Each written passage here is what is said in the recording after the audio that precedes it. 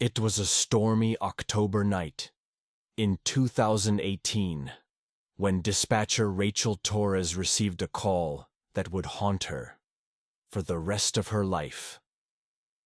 The rain battered the windows of the small dispatch office in rural Maine.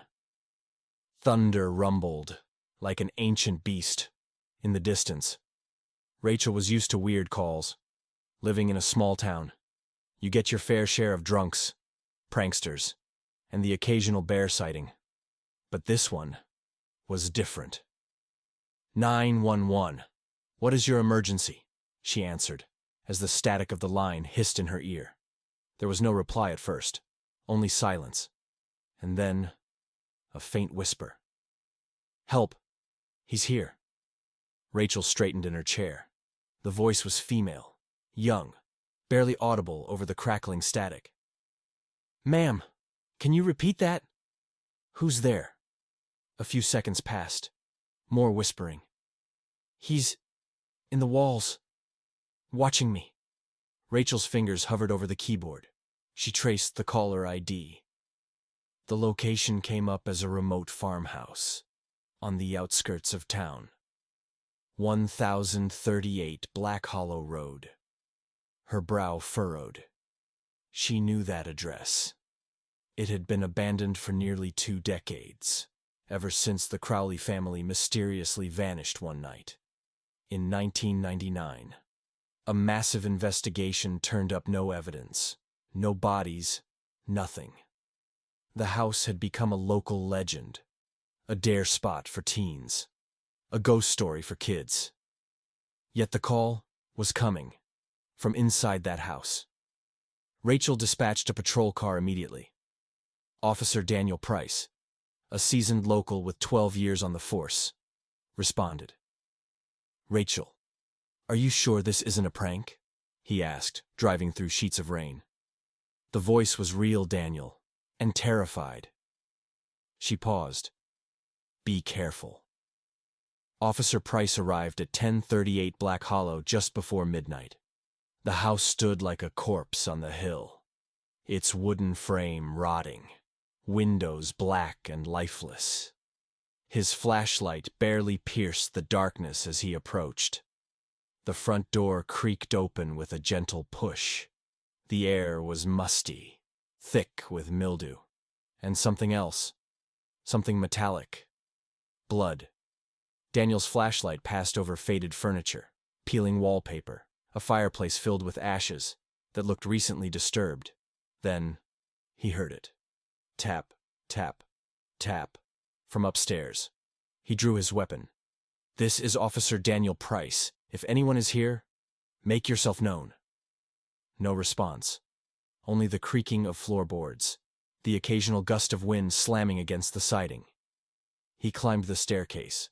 Each step groaned under his weight. At the end of the hallway was a door, slightly ajar. He pushed it open. Inside was a child's bedroom, frozen in time. Toys scattered on the floor. A dusty teddy bear on the bed. On the far wall, written in what looked like red crayon, He's still here. Suddenly, his radio crackled. Daniel, are you there? Rachel's voice came through, distorted. He reached for his radio. Yeah, I'm inside. Place is empty, but it's not right. Then, behind him, a sound like nails scraping across the wall. He spun around. Nothing. Then the lights flickered on. But there was no electricity in the house. Rachel, still on the line, heard Daniel's breathing quicken. Daniel? What's happening? His voice came through, hushed. There's someone here. I heard something. It's in the walls. Rachel's blood ran cold. Then, in the background, she heard a faint voice. A child's voice. Help me. Please. Daniel followed the sound to the closet. Small, wooden, its louvered door barely hanging on. He opened it. Inside was a girl, no older than 10.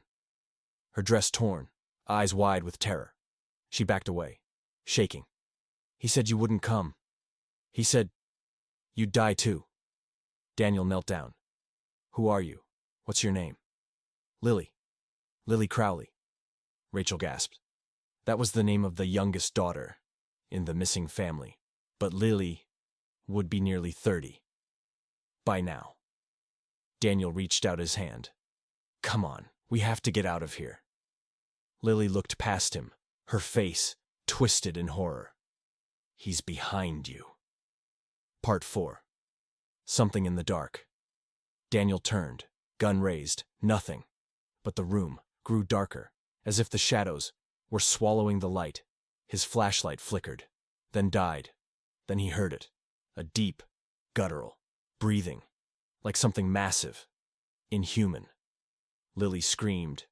The closet door slammed shut. Rachel called out on the radio. No response. For 2 minutes. She listened to the most horrifying sounds ever recorded, through a dispatch line. Screams, scraping, a low growl that shook the speakers. Then, silence. The call ended. When backup arrived 20 minutes later, the house was empty. No sign of Officer Daniel Price. No little girl. The words on the wall were gone. In their place, something new.